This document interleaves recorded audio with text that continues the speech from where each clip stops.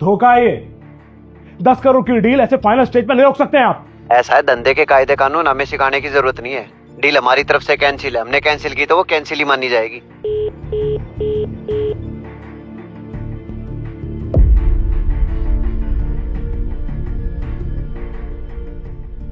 साहब जी, इतना गुस्सा आपकी सेहत के लिए अच्छा नहीं है। अपने आप को संभालिए। 10 करोड़ की डील थी काका, गुस्सा तो आएगा ना।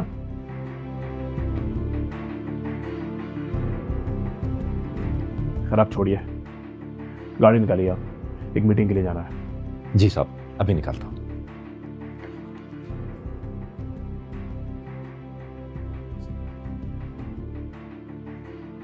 एक्सक्यूज मी सर, वो आपको एक रिपोर्ट का फीडबैक देना था। हाँ बताओ। वो सर बात है कि इस बार हमारा रेवेन्यू 2% डाउन हुआ है। क्या यार सागर, तुम कर क्या रहे हो? रेवेन्यू ऊपर जाना चाहिए, नीचे क्यों गया? तो एक्चुअली बात है कि पूरा मार्केट ही क्रैश हुआ है और हमारा तो सिर्फ 2% डाउन हुआ है रेवेन्यू। जो हमारे कॉम्पिटिटर्स है उनका तो 10% तक डाउन हुआ है सर। देखो, मुझे कुछ नहीं पता।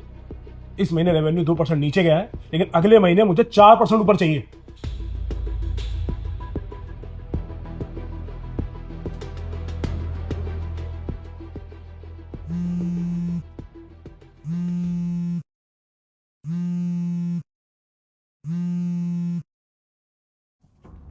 हाँ डॉक्टर साहब, बताइए क्या रिपोर्ट है मेरे टेस्ट की? सुबह से सारी खराब खबर ही सुन रहा हूँ मैं। आप ही को अच्छी खबर सुना दीजिए।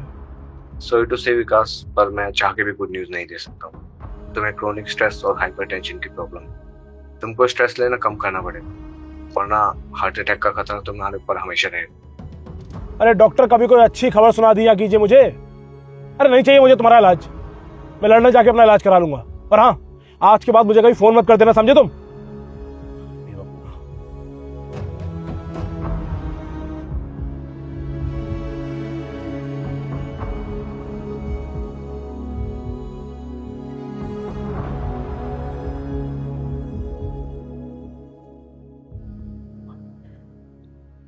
काका जी साहब। आप मेरे साथ पिछले 10 सालों से काम कर रहे हैं, पर मैंने कभी आपको गुस्सा करते हुए नहीं देखा। जब भी आपके साथ ऐसी कोई चीज होती है, आप उसमें भी कोई अच्छी बात ढूंढ लेते हो। कैसे? वो ऐसे साहब कि मैं जिंदगी की सच्चाई जानता हूं। और क्या है जिंदगी की सच्चाई? मौत। मैं बनारस का रहने वाला हूं साहब। हमारे यहां गंगा किनारे मणिकर्णिका घाट है। जने कहां कहां से आई लाशों को जलाया जाता है वहां पे। उस घाट की लकड़ियों के साथ, उन लाशों के साथ साथ मैंने अमीर की अमीरी, गरीब की गरीबी, गुस्सैल का गुस्सा, घमंडी का घमंड और ना जाने क्या क्या जलते देखा है। सच कहूं तो साहब, जैसे ही वो दृश्य मेरी आंखों के सामने आता है तो मन में पता नहीं क्या होने लगता है। काका जी साहब। आप यहाँ पास में एक चाय की टपरी है, वहाँ बैठ के बातें करते हैं। आप इतनी अच्छी बातें कर रहे हैं, गाड़ी में से आगे पीछे बैठ के बातें करना मुझे अच्छा नहीं लग रहा। आप गाड़ी रोकिए, चाय पीते पीते बातें करते हैं। अच्छा साहब, ये जिंदगी है ना साहब जी, 60, 70 या हद से हद 80, बस इतने ही टाइम के लिए मिली है। फिर इसके बाद, मरने के बाद क्या होगा, किसने देखा, किसे खबर।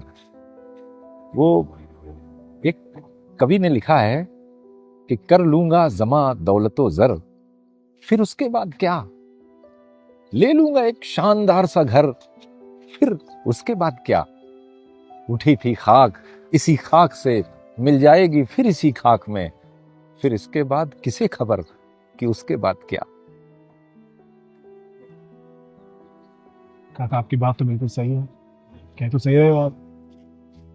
तो मैं ये कह रहा था साहब जी कि अपने उस मणिकर्णिका घाट पर मैंने जब लाशों को जलते देखा तो मन ने बस इसी सच्चाई को स्वीकार किया कि जिंदगी का आखिरी सच बस मौत है।